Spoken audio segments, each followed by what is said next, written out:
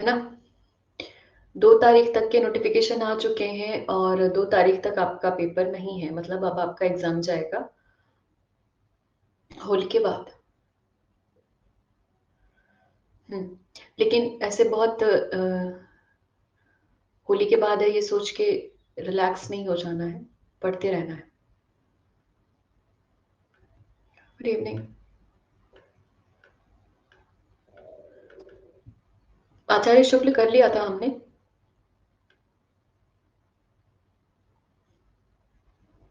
Doctor Nagendra की किताब से निबंध फटाफट नजर डालते हैं एक बार।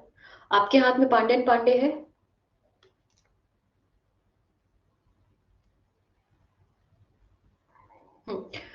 पांडेन पांडे निकाल करके साथ में रखिए। और यहाँ से मैं बताती चलती हूँ उधर पांडेन पांडे से, क्योंकि हम फाइनल मतलब याद तो वहीं से करते हैं। तो यहाँ आप क्या करेंगे, मैं इसको पढ़ रही हूँ, आप अब बस ये करें कि पांडेन पांडे में जो नहीं मिले, देखते चलिए कौन से युग का निबंध है। जो नहीं मिले उसको बस आप, जो एक्स्ट्रा यहाँ पर हो, हाशिया होता है ना थोड़ा थोड़ा दोनों तरफ पेजेस में, तो जो एक्स्ट्रा मिले वो वहां पर नोट कर लीजिए, ठीक है। जिससे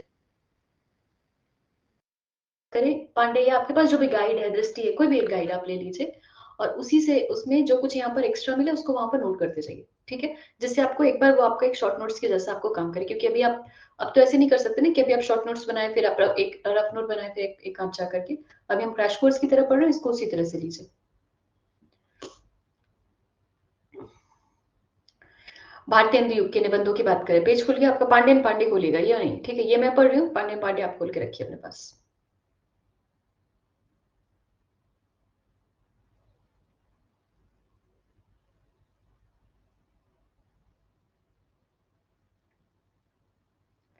पढ़ना शुरू करें।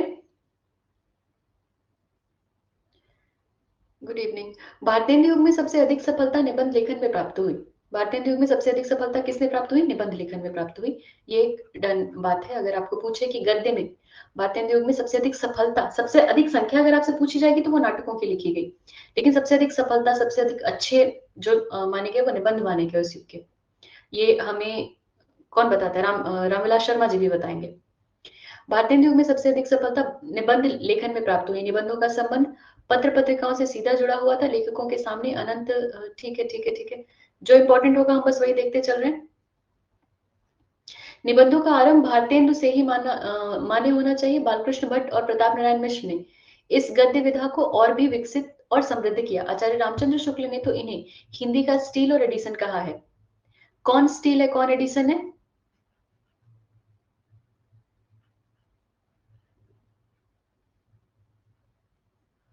हम्म,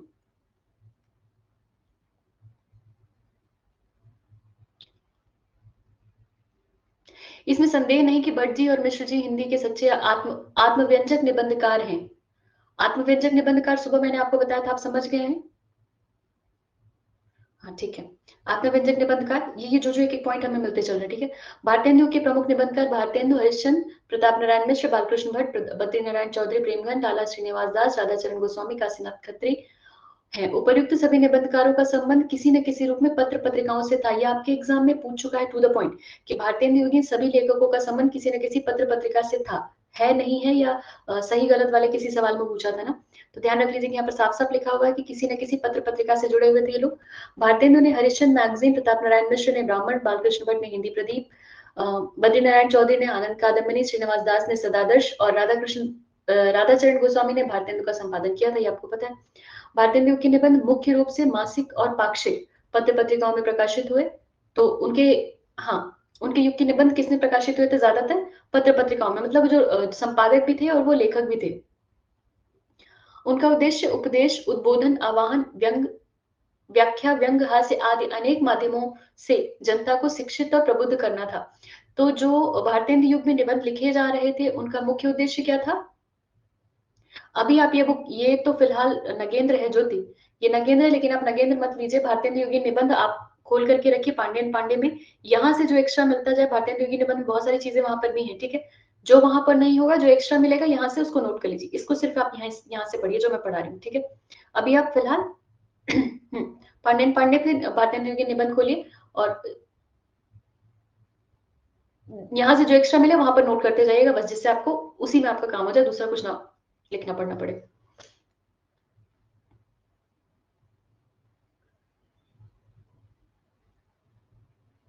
मुख्य उद्देश्य क्या था भारतीय हिंदू के निबंधकारों का? नवजागरण था ना, मुख्य उद्देश्य उनका जनता का उद्बोधन था, नवजागरण था। तो जनता को शिक्षित और प्रबुद्ध करना था भारतीय हिंदू के लेखकों का मुख्य उद्देश्य। हाँ, भारतीय हिंदू ने पुरातत्व, भारतीय हिंदू ने कई तरह के विषयों पर निबंध लिखे हैं। धर्म, कला, समाज सुधार, जीवन, यात्रा वृत्तांत, भाषा, साहित्य, बहुत सारे विषयों पर ये ध्यान रखने की चीज है, कुछ नोट करना नहीं है। यात्रा वृत्तांत और ऋतुवर्णन संबंधी निबंध अधिक सजीव है। प्रताप नारायण मिश्र के बारे में क्या बता रहे हैं? के लिए विषय की कोई सीमा नहीं थी। धोखा, खुशामद, आप, बात, दांत, भौं, नारी, मुच्छ, परीक्षा, ह, द, समझदार की मौत, मनोयोग आदि प्रताप नारायण मिश्र के निबंध बता रहे हैं यहाँ पर।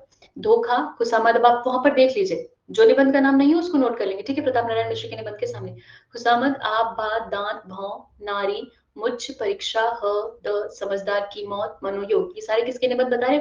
प्रताप नारायण मिश्र के।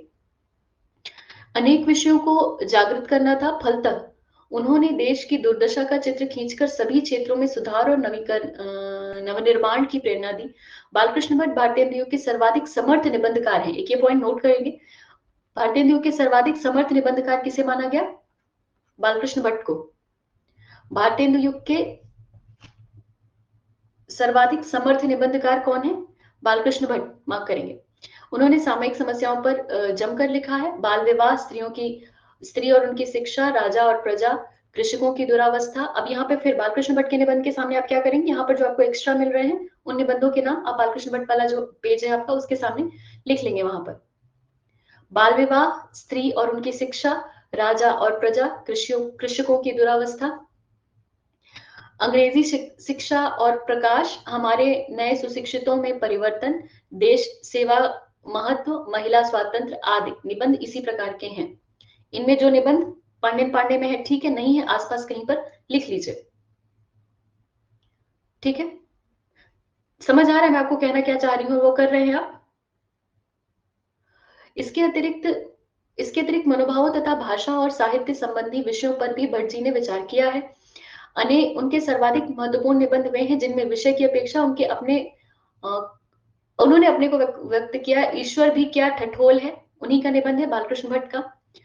चली सो चली, देवताओं से हमारी बातचीत, नए तरह का जुनून, खटका आदि निबंध आत्मव्यंजना की प्रधानता के कारण अधिक आकर्षक बन पड़े हैं।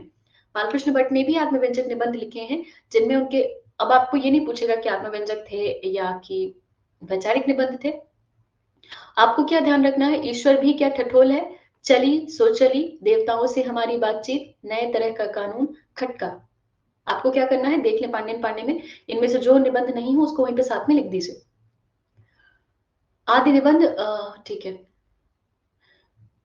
प्राकृतिक उपकरण, प्रेमघन। प्रेमघन के निबंध भी अधिकतर सामयिक विषयों पर टिप्पणी के रूप में लिखे गए हैं। वैसे प्राकृतिक उपकरणों पर भी उन्होंने काव्यात्मक शैली में निबंध लिखे हैं। अन्य निबंधकारों का महत्व भी इसी रूप में है। उन्होंने भारतेंदु, बालकृष्ण भट्ट और प्रताप नारायण मिश्र के पथ का अनुसरण करते हुए तत्कालीन सांस्कृतिक जागरण को व्यापक बनाया। ठीक है, बहुत काम का नहीं है। अगले पैराग्राफ पर आ जाएंगे। शैली की दृष्टि से देखा जाए तो प्रत्येक निबंधकार की शैली व्यक्तित्व भेद से अलग अलग है, किंतु सामान्यतः सुविधा की दृष्टि से विचारात्मक, भावात्मक, वर्णनात्मक, विवरणात्मक, कथात्मक, इतिवृत्तात्मक, अनुसंधानात्मक एवं भाषण आदि सभी शैलियों के निबंध भारतीय युग में लिखे गए हैं। तो अगर आपसे पूछा जाए, मान लीजिए सवाल, अब यहाँ पर ये सीधे सीधे पेज पर लिखा हुआ है ना कि किस किस तरह के निबंध लिखे गए। मैंने आपको सुबह समझाया था कि मुख्य रूप से 3 ही तरह के निबंध हुए, आचार्य शुक्ल ने बताया। फिर उसी की शाखा प्रशाखा के रूप में और भी विभाजन होते गए, तो उनके अलग अलग नाम पड़ते गए। ठीक है, आइडियली जो हम कहते हैं कि हाँ ये विशेषताएं होती है, वो मुख्यतः 3 ही थे।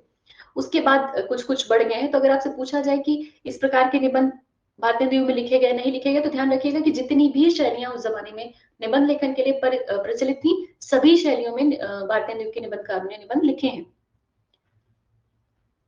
विचारात्मक, भावात्मक, वर्णात्मक, विवरणात्मक, कथात्मक, इतिवृत्तात्मक, अनुसंधानात्मक एवं भाषण आदि सभी शैलियों के निबंध भारतीय युग में लिखे गए। अभिव्यक्ति की ऐसी कोई भंगिमा नहीं जिसका आरंभ इस युग में न हुआ हो। सत्य तो यह है कि आगे चलकर द्विवेदी युग में निबंधों के क्षेत्र में किसी नवीन परंपरा का सूत्रपात, प्रणव तुम्हारे हाथ में ये है क्या? नगेंद्र, ये जरा देखो, तब तक मैं पढ़ रही हूँ, तुम लोग बाकी लोग मत जाना। उसको एग्जाम नहीं देना, इसलिए उसको कह रही हूँ। जरा इसको देख करके आओ कि ये आर्टिकल किसका है। चलो बाकी लोग पढ़ो, वो खोज लेगा। हम्म।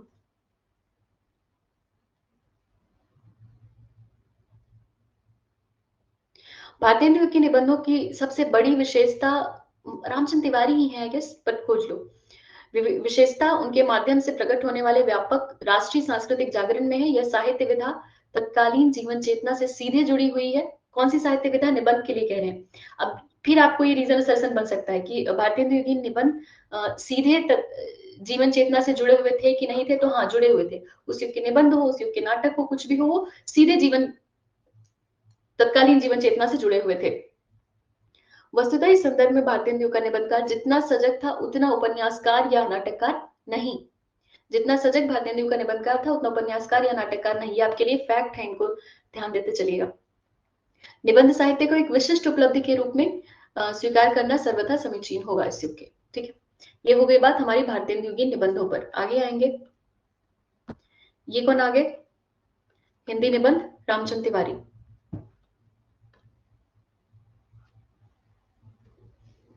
रामचंद्र तिवारी ही है ना? ठीक है। वही मुझे ध्यान आ रहा था, बस कंफर्म नहीं थी। ठीक है, फिर उधर से बहुत नोट करने की जरूरत नहीं पड़ेगी। हाँ, उधर से बहुत नोट करने की जरूरत नहीं पड़ेगी। इस वाले, अब ये रामचंद्र तिवारी की हिंदी गद्य का इतिहास है, उससे देख लेंगे तो काम चल जाएगा। और वैसे भी अगर अब तो कंफर्म हो गया ना कि रामचंद्र तिवारी का ही है वो भी पूरा, तो अगर वहां से अभी जो हमने कुछ कुछ इंपॉर्टेंट कथन मार्क किए हैं, अगर वो आएगा तो देख लीजिएगा।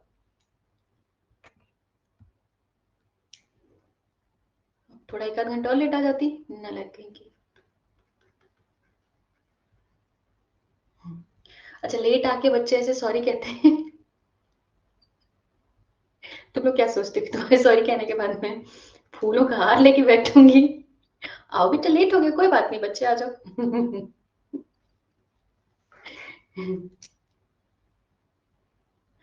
तो तुमने दोपहर की बात बताई थी ना। वो तुमने दोपहर की बात बताई थी। चलो, क्या मजाक करें, चलो आप पढ़ो। डॉक्टर वार्ष्णेय लेखों से निबंधों की भिन्नता पर बल देते हुए इधर ध्यान दो। डॉक्टर वार्ष्णेय,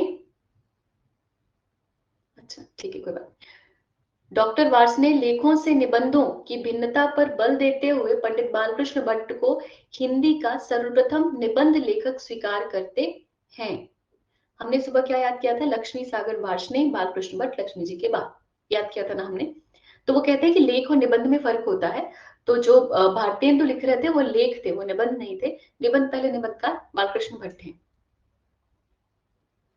उनके अनुसार निबंध नाम से पुकारी जाने वाली अनेक रचनाएं निबंध नहीं है, लेख हैं। भारतेंदु हरिश्चंद्र, बद्री नारायण चौधरी प्रेमगंज, जगमोहन सिंह, अंबिका दत्त व्यास, राधाचरण गोस्वामी, गोविंद नारायण मिश्र आदि अनेक लेखकों की ऐसी रचनाएं मिलती हैं जिनमें निबंध के कुछ लक्षण अवश्य मिल जाते हैं, किंतु उन्हें निबंध न कहकर लेख कहना ही अधिक युक्ति संगत होगा। बालकृष्ण लक्ष्मी सागर वार्ष्णेय का ये तर्क था। अस्तु बालकृष्ण भट्ट हिंदी के सर्वप्रथम निबंध लेखक माने जा सकते हैं। इसके विपरीत लाला भगवान दीन और रामदास गौड़ के साक्ष्य पर शिवनाथ एमए हिंदी निबंधों का सूत्रपात श्री सदासुख लाल से मानते हैं। एक मिनट, हमने दोपहर में विश्वनाथ क्यों नहीं, ये शिवनाथ।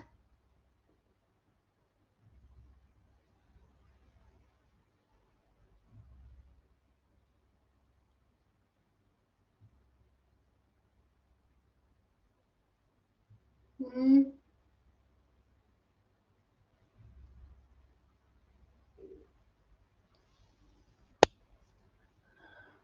पांडे में क्या दे रखा है जरा देखना तो, निबंधों का सूत्रपात।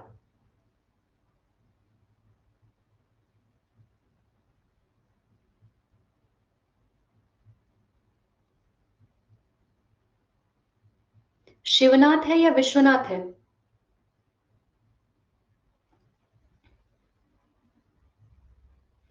विश्वनाथ है। और किसी के हाथ में रामचंद्र तिवारी है क्या? एक मिनट में देखती हूँ निबंधों का सूत्रपात। रामचंद्र तिवारी मेरे ही पास है, जो मैं देखती हूँ।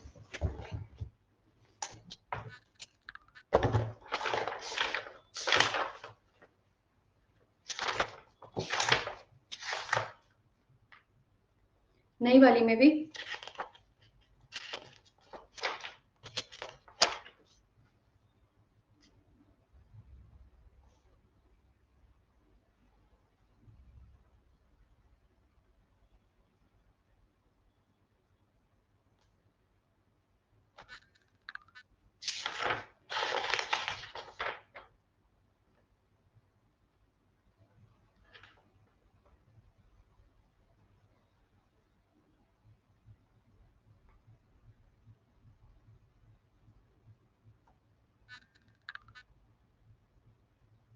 शिवनाथ ही है नई वाली में भी।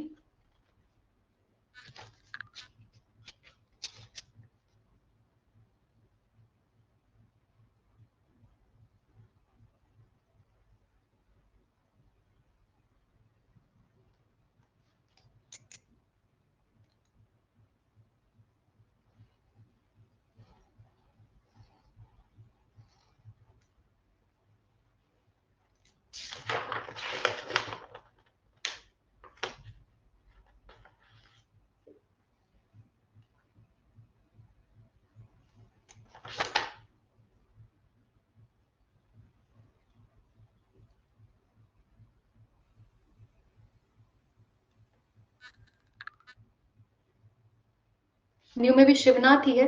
पांडे में करेक्ट करो उसको।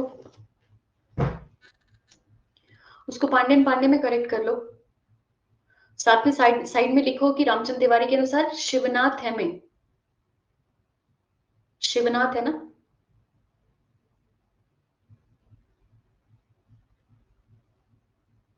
शिवनाथ है में कैसे? विश्वनाथ में थोड़ा अटपटा सा लग रहा है मुझे।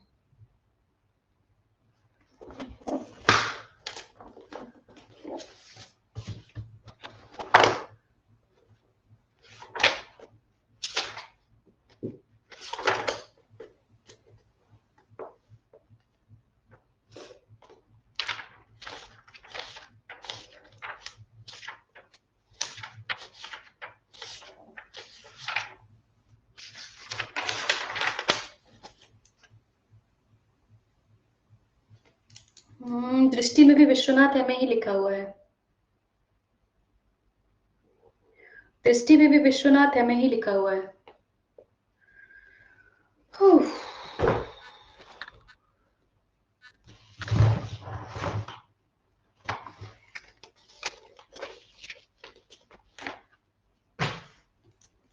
ठीक है, तो निष्कर्ष ये निकला कि दोनों में से जो ऑप्शन रहेगा वो कर लेंगे।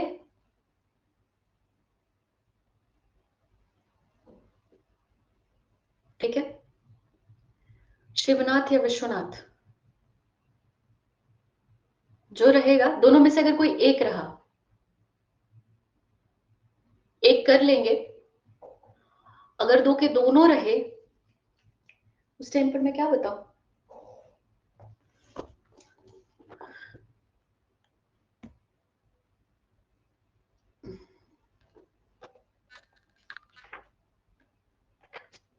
और तो कहीं दे भी नहीं रखा है।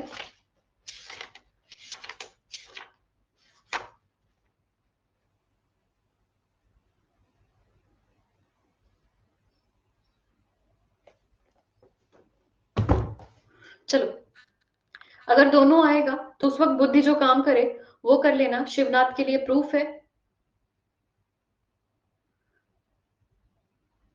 मैं क्या बोलूं?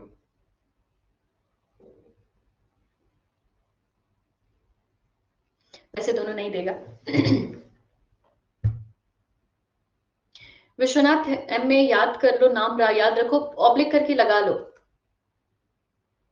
विश्वनाथ और शिवनाथ दोनों का ऑब्लिक करके लिख लो। वहां पर ऑप्शन में जो आएगा उसके अकॉर्डिंग करना। ठीक है, चलो, ये सब हम पढ़ चुके हैं।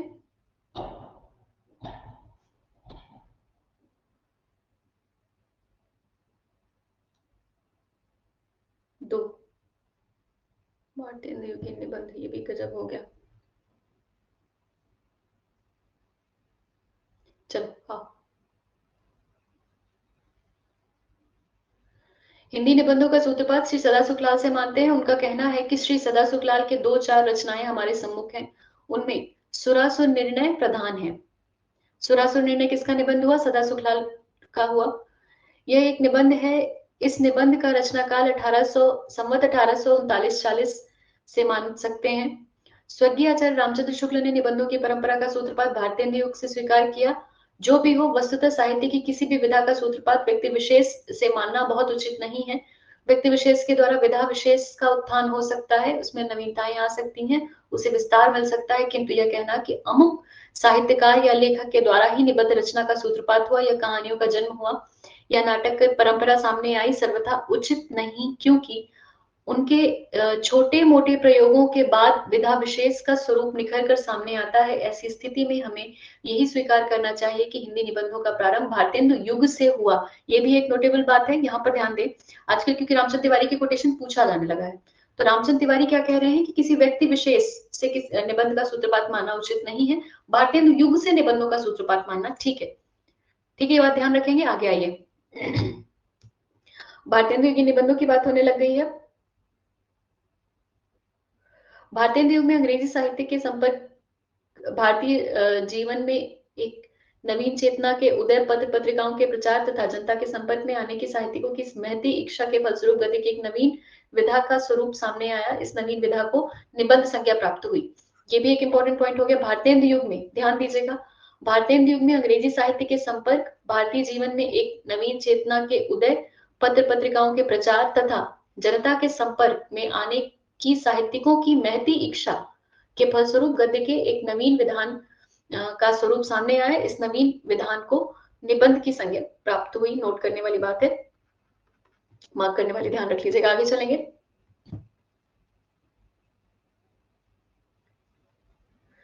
विषय की दृष्टि से विचार करने पर इस युग की प्रधानतः दो प्रकार के निबंध दृष्टिगत होते हैं। एक ऐसे निबंध जिनका सीधा संबंध सामाजिक समस्याओं से है, धर्म, राजनीति, आचार व्यवहार, प्राचीन गौरव, और ऐसे निबंध जो विज्ञान, इतिहास आदि पर लिखे गए, हमारे काम का नहीं है। भारतेंदु के प्रमुख निबंधकार भारतेंदु, यहाँ से टाइम नोट कर लेंगे, ठीक है। भारतेंदु हरिश्चंद्र का कालक्रम, भारतेंदु हरिश्चंद्र 1850, प्रताप नारायण मिश्र 1856, बालकृष्ण भट्ट 1844। एक चीज हमेशा ध्यान रख लीजिएगा, बालकृष्ण भट्ट का समय पहले का है, ठीक है। अगर कालक्रम आपसे पूछा जाएगा, पूछा ही जाता है, कालक्रम अगर आपसे पूछा जाए तो बालकृष्ण भट्ट पहले आएंगे, उसके बाद भारतेंदु आएंगे, ठीक है। भारतेंदु का नाम बड़ा है, नाम चलता है, लेकिन ध्यान रखिएगा कि बालकृष्ण भट्ट उम्र में बड़े थे। अगर कालक्रम के अनुसार, जन्मकाल के अनुसार आपसे पूछा जाए तो बद्रीनारायण चौधरी प्रेमगन का समय 1855, इसके अतिरिक्त लाला श्रीनिवास दास 1851, राधाचरण गोस्वामी 59, मोहनलाल विष्णुलाल पांड्या 1850, मतलब भारतेंदु और पांड्या दोनों साथ साथ के थे। काशीनाथ खत्री 1849, काशीनाथ खत्री भी भारतेंदु के पहले के हैं। बालकृष्ण भट्ट, काशीनाथ खत्री, फिर भारतेंदु, ठीक है। बालकृष्ण भट्ट, काशीनाथ खत्री, फिर भारतेंदु, ध्यान रख लीजिए, ठीक है। तथा चंद्रभूषण चतुर्वेदी प्रमुख हैं। ये हमें हमारे काम के नहीं है। आगे आएंगे। लाला श्रीनिवास दास के बारे में क्या बता रहे हैं? भारतखंड की समृद्धि महत्वपूर्ण माना गया, प्राचीन गौरव, ठीक है, ठीक है, ठीक है। इन्होंने सदाचरण आचार संबंधी निबंध लिखा, ठीक है।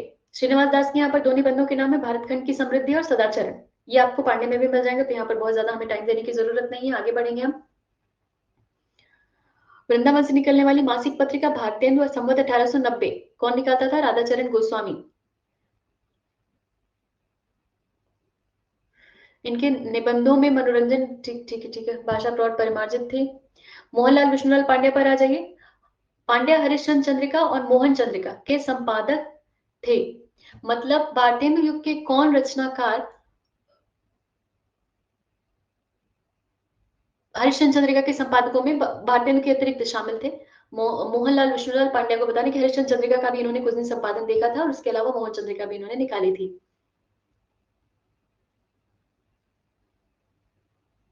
हाँ, इनके द्वारा लिखे गए हम लोगों की वृद्धि किस रीति से होगी, हम लोगों की वृद्धि किस रीति से होगी, बंधुत्व किसे कहते हैं? खुशामद। खुशामद और किसका निबंध है? प्रताप नारायण मिश्र का। और खुशामद मोहनलाल विष्णुलाल पांड्या का भी निबंध था। बंधुत्व किसे कहते हैं? हम लोगों की वृद्धि किस रीति से होगी, मोहनलाल विष्णुलाल पांड्या। ध्यान रखिएगा। काशीनाथ खत्री के बारे में क्या बता रहे हैं? जो कुछ एक्स्ट्रा मिले वहां पर नोट करते चले, बाकी तो आपके पास है ही याद करने के लिए।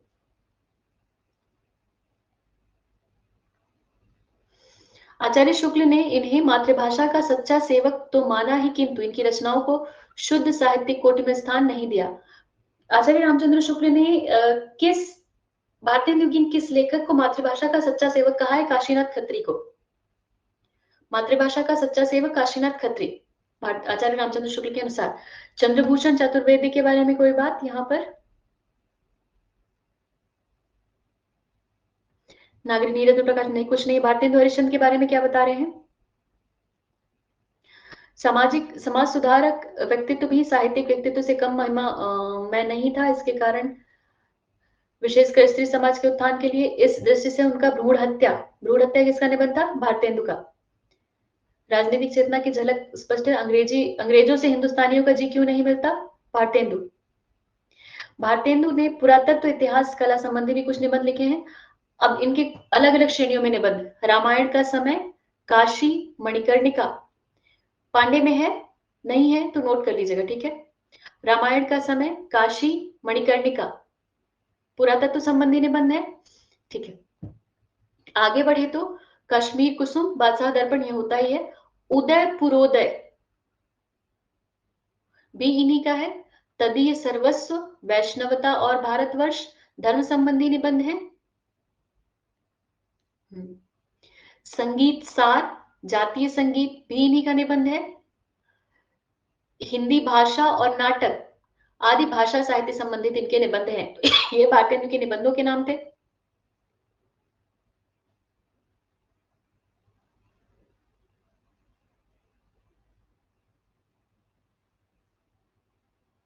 आज यात्रा साहित्य को गद्य की एक स्वतंत्र विधा के रूप में स्वीकार किया जाता है। इस दृष्टि से यात्रा साहित्य लेखन का आरंभ भी भारतेंदु युग से मान्य हो सकता है।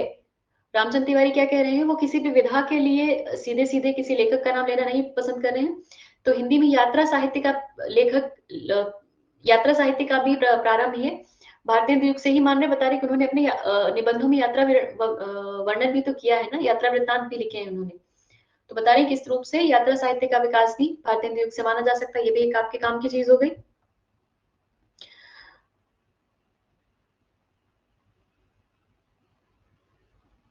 नाटकों का इतिहास वही है। सूर्योदय, उदयपुरोदय, सूर्योदय दोनों किसके? भारतेंदु के। चंद्रोदय किसका? चंद्रोदय किसका? बालकृष्ण भट्ट का। चंद्रोदय बालकृष्ण भट्ट का, उदयपुरोदय सूर्योदय दोनों भारतेंदु के। ईश्वर बड़ा बड़ा विलक्षण है, बसंत, ग्रीष्म ऋतु, वर्षा काल, वैद्यनाथ की यात्रा, एक अद्भुत अपूर्व स्वप्न कथात्मक निबंध है, कहानी के तौर पर लिखा गया। ठीक है, ये भारतेंदु की कुछ निबंध है। आगे चलेंगे, प्रताप नारायण मिश्र पर आएंगे। धोखा, वृद्ध, खुशामद, दांत, बालक, आप, बात, भौं, नारी।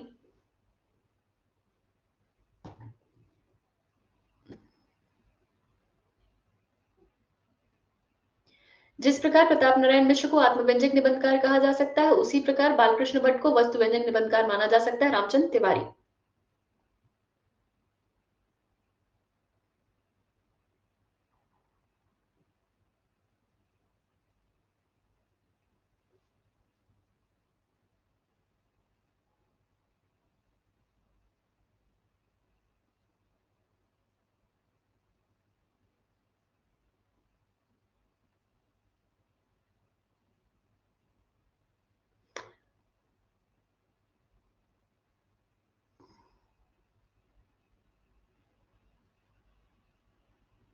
शुक्ल का ही यहाँ पर शायद वो दे भी रहे, पूरा पढ़ती रुक जाओ। अच्छा, जिस प्रकार प्रताप नारायण मिश्र को आत्मव्यंजक निबंधकार कहा जा सकता है, उसी प्रकार बालकृष्ण भट्ट को वस्तुव्यंजक निबंधकार माना जा सकता है। इनके निबंध में बराबर गंभीरता के दर्शन होते हैं। संस्कृत एवं अंग्रेजी दोनों पर अधिकार तथा स्वभाव से विचारशील होने के कारण गंभीरता स्वाभाविक ही भी है, किंतु यह गंभीरता आचार्य शुक्ल की गहन विचार गुंफन परंपरा से भिन्न है, क्योंकि समय समय पर भट्ट जी की खीर, झुंझलाहट, आक्रोश, भावावेश तथा खरापन विचारों की गंभीरता को हटाकर सामने आ जाता है। मनोविकार पर विचार करते हुए आप अवश्य कुछ गहराई में उतरने की चेष्टा करते हैं, किंतु वहां भी आपका नैतिक दृष्टिकोण विषय की मांगलिक परिणति का आकांक्षी प्रतीत होता है। वस्तुतः सामान्य पाठकों का निरंतर नहीं, यही की पंक्ति है। ये चेक कर लेंगे, चलो एक बार, फिलहाल अभी यहां से देख लो। ये रहा चंद्रोदय। भावात्मक निबंधों में इनके चंद्रोदय प्रसिद्ध हैं। इसी प्रकार संसार महानाट्यशाला भी बालकृष्ण भट्ट का, प्रेम के बाग का सैलानी बालकृष्ण भट्ट का, एक अनोखा स्वप्न बालकृष्ण भट्ट, देखो एक अद्भुत अपूर्व स्वप्न भट्ट भारतेंदु, एक अनोखा स्वप्न बालकृष्ण भट्ट। हाँ ठीक है। एक अद्भुत अपूर्व स्वप्न भारतेंदु, एक अनोखा स्वप्न बालकृष्ण भट्ट, चंद्रोदय बालकृष्ण भट्ट, सूर्योदय भारतेंदु। और अनोखा स्वप्न भी इनका इनका भी कथात्मक ही है, और भारतेंदु का अद्भुत अपूर्व स्वप्न भी कथात्मक ही है। आपके विचारात्मक निबंध 3 श्रेणी में। माता का स्नेह, बालकृष्ण भट्ट का निबंध। आंसू, लक्ष्मी, कालचक्र का चक्कर, बालकृष्ण भट्ट। माता, आंसू, लक्ष्मी, कालचक्र का चक्कर, बालकृष्ण भट्ट। पांडे में है तो ठीक है, नहीं है तो नोट कर लेंगे। साहित्य जन समूह के हृदय का विकास है, शब्द की आकर्षण शक्ति, प्रतिभा, माधुर्य, साहित्य का सभ्यता से घनिष्ठ संबंध है, आदि इनके कैसे विचारात्मक है, बस आपके आपके काम का यहाँ पर है निबंधों के नाम। आशा, आत्मगौरव, रुचि, भिक्षावृत्ति, विश्वास, बोध, ये भी उन्हीं के निबंध है। विषय की दृष्टि से भारतीय युगीन अन्य लेखकों की भांति आपने भी धर्म, समाज, राष्ट्रीय प्राचीन संस्कारों के प्रति आपका प्रबल आकर्षण था। उदासीन आप में विशेषता यह है कि भावावेग के स्थान पर स्थिरता एवं धैर्य रखना आप अधिक श्रेयस्कर मानते थे। ठीक है। सामान्यतः भारतीय युगीन निबंधकारों को आत्मव्यंजक या आत्मपरक निबंधकार कहा गया है, जो भावावेग में लिखा करते थे। ठीक है। सामान्यतः भारतीय युगीन निबंधकारों को आत्मव्यंजक या आत्मपरक निबंधकार कहा गया, जो भावावेग में लिखा करते थे, लेकिन वहां पर बालकृष्ण भट्ट थोड़ा सा अलग है और कहा गया कि वो क्योंकि अपने युग के हिसाब से जो आत्मव्यंजक विशेषता थी वो तो थी ही उनके भीतर, लेकिन वैचारिक दृढ़ता उनमें अधिक थी, बाकियों की अपेक्षा उनके निबंध वैचारिक अधिक थे। ठीक है, एक ये बात ध्यान रख लीजिएगा। जिस तरह से हम जब द्विवेदी युग में आएंगे तो हम द्विवेदी युग में पाते हैं कि द्विवेदी युग में ज्यादातर निबंध वैचारिक निबंध लिखे गए, लेकिन सरदार पूर्ण सिंह को हमने क्या देखा कि सरदार पूर्ण सिंह भावात्मक निबंध या आत्मपरक निबंध लिख रहे थे। उसी तरह से भारतीय युग में ज्यादातर लेखक आत्मपरक निबंध लिख रहे थे। बालकृष्ण भट्ट में थोड़ी सी वैचारिक विशेषता अधिक थी उनके निबंधों में। बात क्लियर हो गई?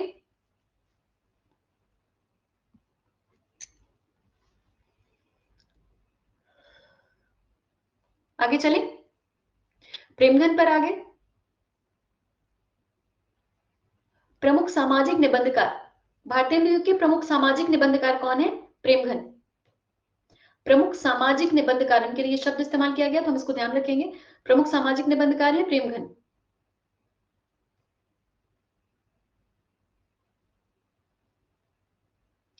नेशनल कांग्रेस की दुर्दशा, भारतीय प्रजा के दुख की दुहाई और डिठाई पर गवर्नमेंट की कड़ाई, आदि इनके निबंध हैं। नागरी नीरद तथा आनंद कादम्बिनी इनके पत्र थे। अपनी अलंकारिक एवं कलात्मक शैली के लिए प्रेमघन जी सदैव स्मरणीय रहेंगे। तो अलंकारिक और कलात्मक शैली किसकी थी भारतीय युगीन निबंधकारों में? आत्मपरक निबंधकार सभी थे। ठीक है, दो अलग हमें विशेषताएं मिली हैं। पहली क्या मिली हमें कि वैचारिक विशेषता भी थी किसी के में, तो वो किसमें थी? बालकृष्ण भट्ट में थी। और आत्मव्यंजक के साथ साथ अलंकारिक और कलात्मक प्रधानता किसके में रही? प्रेमघन में रही। प्रेमघन के लिए वो उद्धरण याद होगा ना, आचार्य शुक्ल बताते हैं कि वो भारतेंदु को डांटते थे कि क्यों पहला ड्राफ्ट ही दे देते हो, थोड़ा ढंग से सुधार के नहीं दे सकते? दलादली वाला जो लाइन आचार्य शुक्ल ने बताई थी, दो दलों की दलादली में। ठीक है, भारत अब यहाँ पर क्या आ गया? भारतीय युगीन निबंधों की सामान्य विशेषताएं हमारे सामने देखेंगे फटाफट इनको।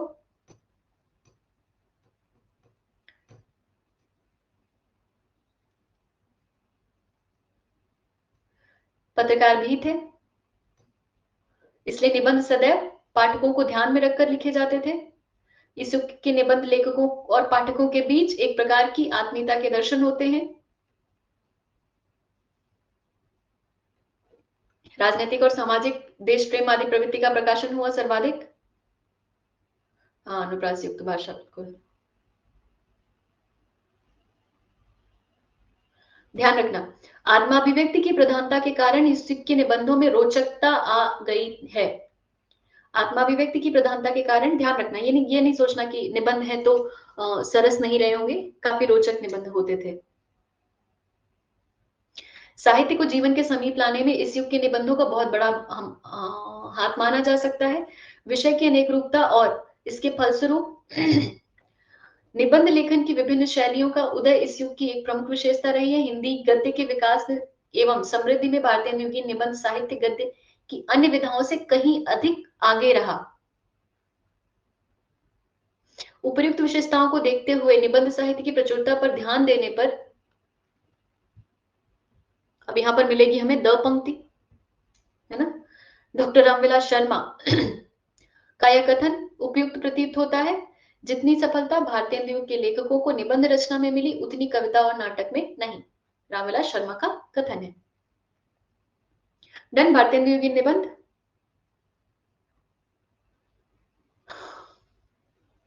आप पांडे में साथ साथ देखते चल रहे हैं ना?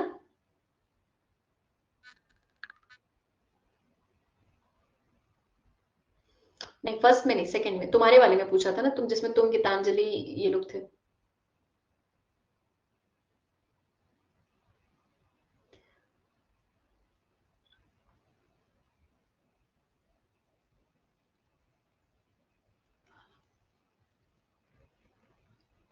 चलो, द्विवेदी युगीन निबंध।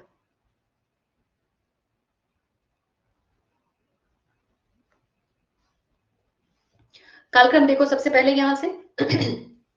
महावीर प्रसाद द्विवेदी। भारतेंदु में भारतेंदु से पहले कितने लेखकों को हमने पढ़ा था कालक्रम में?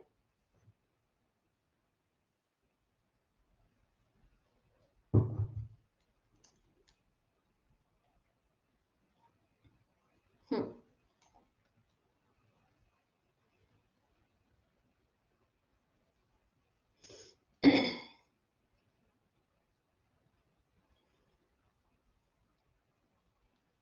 यहां भी देखते हैं। तो महावीर प्रसाद द्विवेदी जी का जन्म काल है 1864। ये आपको रटा होना चाहिए, ठीक है? 1864, भूलना फोड़ नहीं करते आप। गोविंद नारायण मिश्र 1859, ये मिल गए। गोविंद नारायण मिश्र द्विवेदी जी से पहले के। बाल मुकुंद गुप्त 65, ये द्विवेदी जी के एक साल बाद। माधव प्रसाद मिश्र उतने जरूरी नहीं है। मिश्र बंधु अब 3 लोग हैं तो भी उतना जरूरी नहीं है। श्याम बिहारी 73 के हैं, सुखदेव बिहारी 78 के, और एक लोग का छप। कृष्ण बिहारी मिश्र का नाम यहाँ पर नहीं है। कृष्ण बिहारी मिश्र नहीं, श्याम सुखदेव और गणेश, उनका नाम यहाँ पर नहीं है। गोपाल राम गहमरी का समय याद रखेंगे, 56, गहमरी 56। सरदार पूर्ण सिंह आपके पाठ्यक्रम में है तो 81। चंद्रधर शर्मा गुलेरी आपके पाठ्यक्रम में है तो 83। बाबू श्याम सुंदर दास है तो 75। जगन्नाथ प्रसाद चतुर्वेदी नहीं चाहिए। आचार्य रामचंद्र शुक्ल है तो 84। पद्म सिंह शर्मा है तो 76। कृष्ण बिहारी मिश्र है 90। बाबू गुलाब राय है 88। ठीक है, कालक्रम से लगा करके, कालक्रम छोड़िए, इनके जो ये लोग हैं ना यहाँ पर जिनका अभी मैंने मार्क किया, कालक्रम छोड़िए, मतलब सन याद रखिएगा। अलग से सन भी दे देगा, कालक्रम भी दे देगा।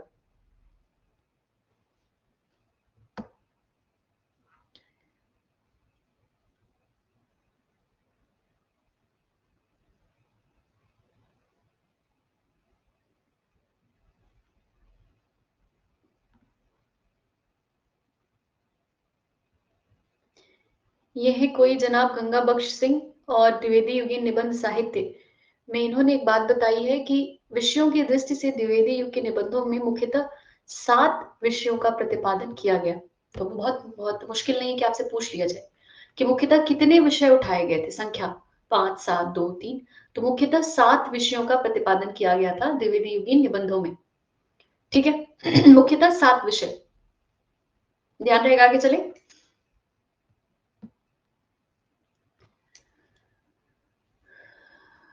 साहित्य और भाषा, वैज्ञानिक आविष्कार, पुरातत्व और इतिहास, भूगोल, जीवन चरित्र, आध्यात्म तथा अन्य उपयोगी विषय। तो विषयों के नाम उतने जरूरी नहीं है, नंबर याद रखिएगा कि 7 विषयों का प्रतिपादन इन्होंने बताया है। भाषा वाले भी बता रहे हैं कि व्याकरण संबंधी लेखक तथा ग्रंथ का परिचय आलोचनात्मक साहित्य से, ये बहुत जरूरी नहीं है।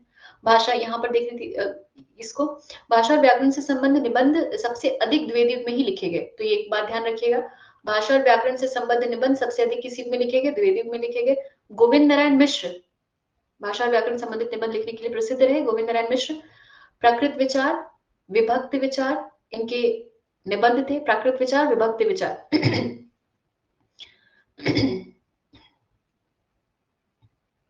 महावीर प्रसाद द्विवेदी जी का है भाषा और व्याकरण। डॉक्टर बर्थवाल का है ज्ञ का उच्चारण।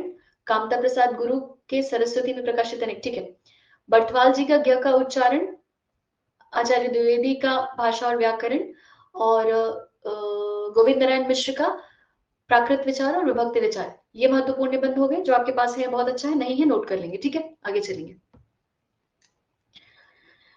लेखकों और पुस्तकों, ये 7 वाला नोट कर लिया आपने वहीं पर पांडे में। ठीक है।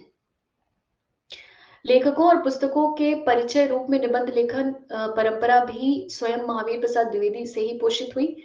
सरस्वती की अनेक संख्याओं में इनके, ठीक है ठीक है ठीक है, आगे चलेंगे।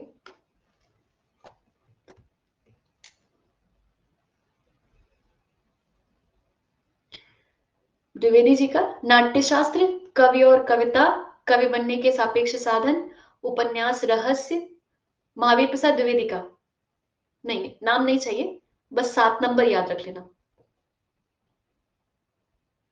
आजकल क्योंकि थोड़ा सा ना ऐसे नंबर पर फोकस करता है, और होता भी यही है, एग्जामिनर्स के सामने बुक रखी होती है ना।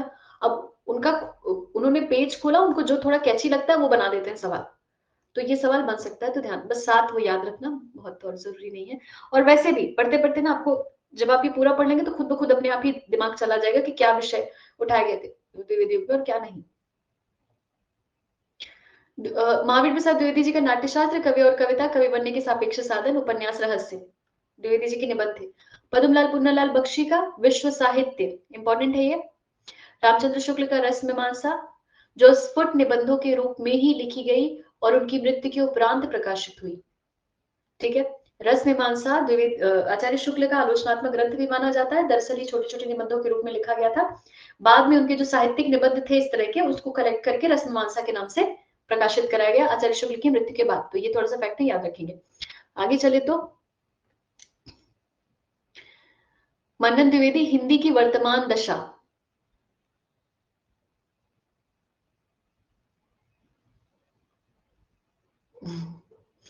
हिंदी की वर्तमान दशा,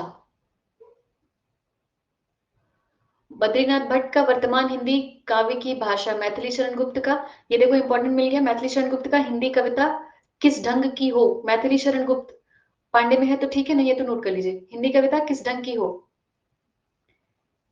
जगन्नाथ प्रसाद चतुर्वेदी का हिंदी की वर्तमान अवस्था, हिंदी की वर्तमान दशा मन्नन द्विवेदी, हिंदी की वर्तमान अवस्था जगन्नाथ दास चतुर्वेदी, जगन्नाथ प्रसाद चतुर्वेदी, हिंदी कविता की किस ढंग की हो मैथिली शरण गुप्त, वर्तमान हिंदी की काव्य भाषा बद्रीनाथ भट्ट। ये तो तीनों चारों एक ही जैसे नाम के हैं, तो थोड़ा सा ध्यान रख लेना।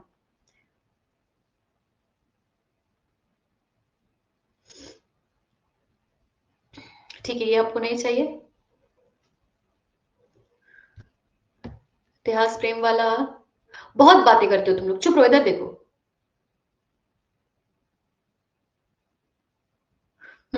चित्तौड़ का सर्वनाश, रूप नारायण पांडे, हैदर अली की क्रूरता, हरिदास मणिक उतना जरूरी नहीं है, फ्रांस का राष्ट्रीय विप्लव, ठीक है, प्रचंड पुल्टावा पराजय, कृष्ण बिहारी मिश्र, ये जरा सा देख लेना।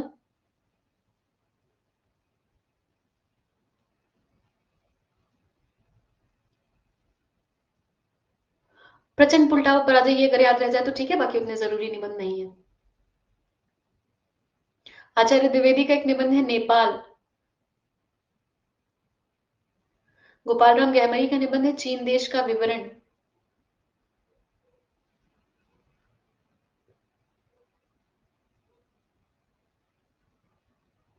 वैदिक देवता, महावीर प्रसाद द्विवेदी।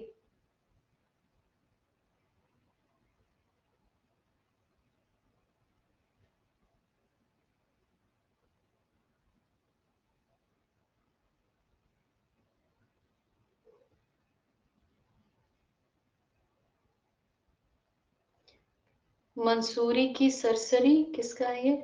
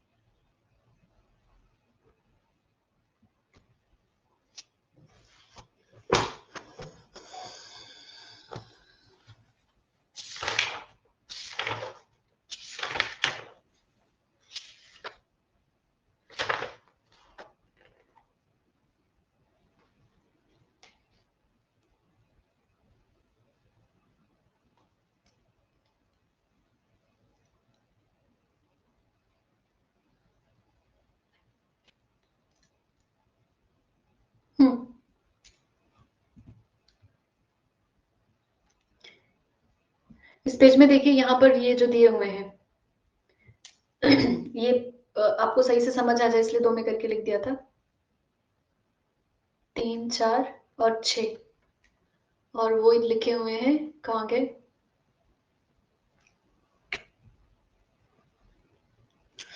आगरे की शाही इमारतें, नेपाल हमने पीछे ही देखा था। आगरे की शाही इमारतें, जयपुर और नेपाल, तीनों महावीर प्रसाद द्विवेदी के निबंध हैं। आगरे की शाही इमारतें, जयपुर और नेपाल।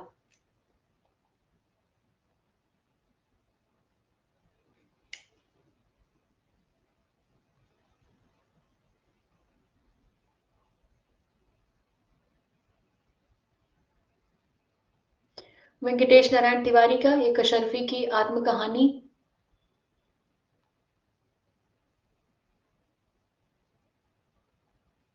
यहाँ पर देखिए दंडदेव का आत्मनिवेदन।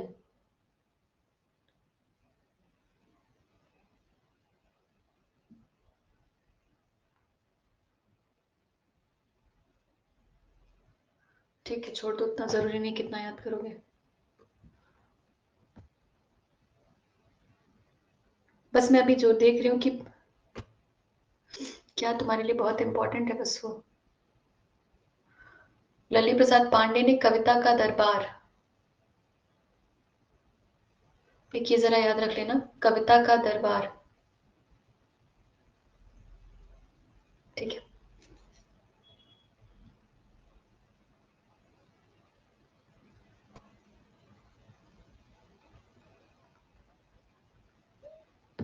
ठीक है, इस पन्ने में बहुत ज्यादा कुछ नहीं है, आगे चलेंगे।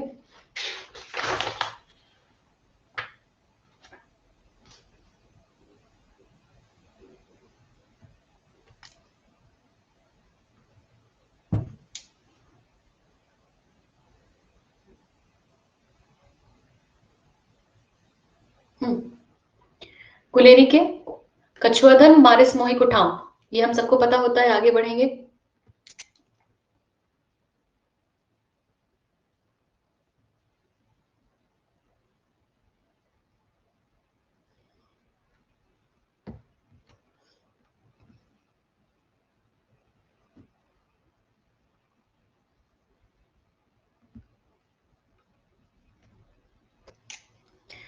सच्ची वीरता, आचरण की सभ्यता, मजदूरी और प्रेम, कन्यादान, अध्यापक पूर्ण सिंह, हम सबको पता होता है। अध्यापक पूर्ण सिंह, देखिए यहां मिल गया हमें, अध्यापक पूर्ण सिंह इस युग के श्रेष्ठ आत्मव्यंजक निबंधकार कहे जा सकते हैं, द्विवेदी युग के।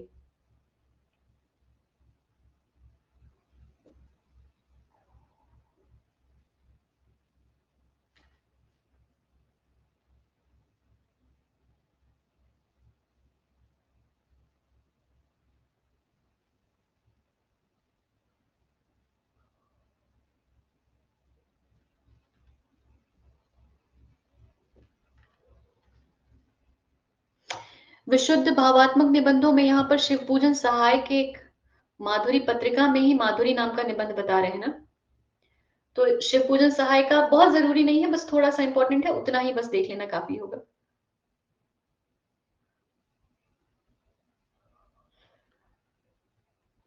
आचार्य द्विवेदी का दमयंती का चंद्रोपालम। ठीक है, ये सब तो होंगे ही, आगे आएंगे।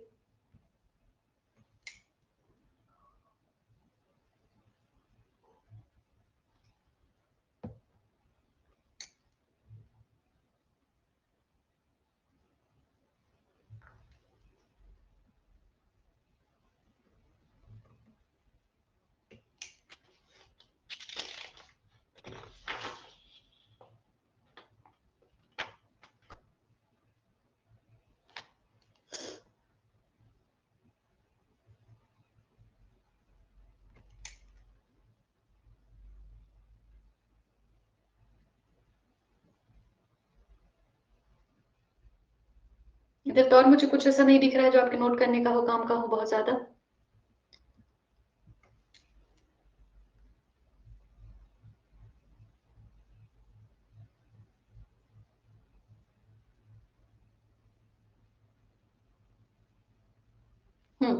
विचारात्मक निबंधों के प्रणयन में लेखकों ने समास एवं व्यास दोनों प्रकार की शैलियों का प्रयोग किया है, आपको पता है।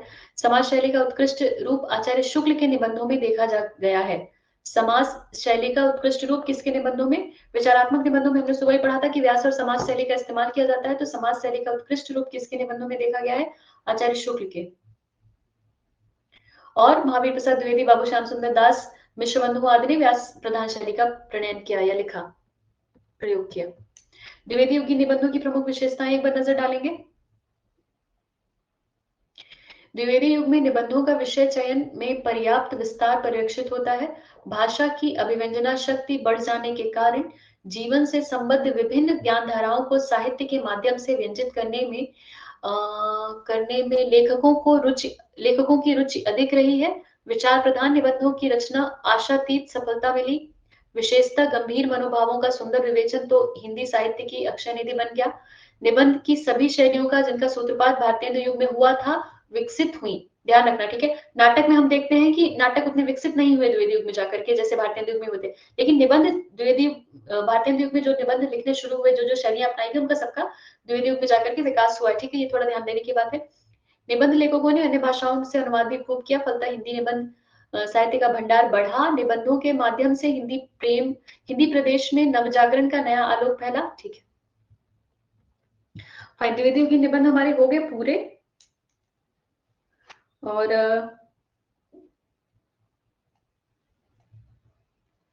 ठीक है। अच्छा, एक इंपॉर्टेंट बात, कल मैंने आपको बताया था कि कल शाम में निकलना है यहाँ से, तो शाम में इसलिए क्लास नहीं कर पाऊंगी, तो शाम में नहीं कर पाऊंगी, तो हम लोग दिन का टाइम हमारे पास खाली है। तो 10 बजे, 11:30 बजे और 1 बजे ये टाइम हम फॉलो करेंगे। 10 बजे आपकी क्रैश कोर्स की पहली क्लास हो जाएगी, 11:30 बजे दूसरी क्लास हो जाएगी, 11:30 से 12, 12:30, और 1 बजे हम आचार्य शुक्ल वाली कर लेंगे। तो आचार्य शुक्ल वाली भी नहीं छूटेगी और क्रैश कोर्स भी नहीं छूटेगी। बाकी अभी कुछ इतना मेस है कि बाकी कुछ नहीं कर पा रही, बस आप लोग के एग्जाम सर पे हैं, तो जैसे तैसे यहाँ वहां से कहीं कहीं से जुगाड़ करके टाइम निकाल लेती हूँ। यूपीएचएससी वालों का बस नहीं चल पा रहा है, उनको भी जल्दी ही स्टार्ट करना पड़ेगा। खैर, तो ठीक है, अभी तो फिलहाल 7:15 बजे मिलते हैं आचार्य शुक्ल के साथ। बाकी कल सुबह 10 बजे, 11:30 बजे और 1 बजे ये जो 3 क्लासेस आपकी होती थी, कल सुबह ये तीनों क्लासेस होंगी, ठीक है। जो हम अभी 3 क्लासेस ले रहे हैं, इन तीनों को हम कल सुबह कर लेंगे, जिससे कि शाम में मैं फ्री रहूं जर्नी करने के लिए, ठीक है। बाय। और 23 को मैंने आपको बताया कि 23 को अगर यूनिवर्सिटी नहीं बुलाता है, 23 को भी ना जाए काम हो जाएगा, तो फिर मैं 23 को आपकी 1 बजे क्लास ले लूंगी। अगर यूनिवर्सिटी बुलाता है तो फिर हम शाम में ही ले पाएंगे क्लास,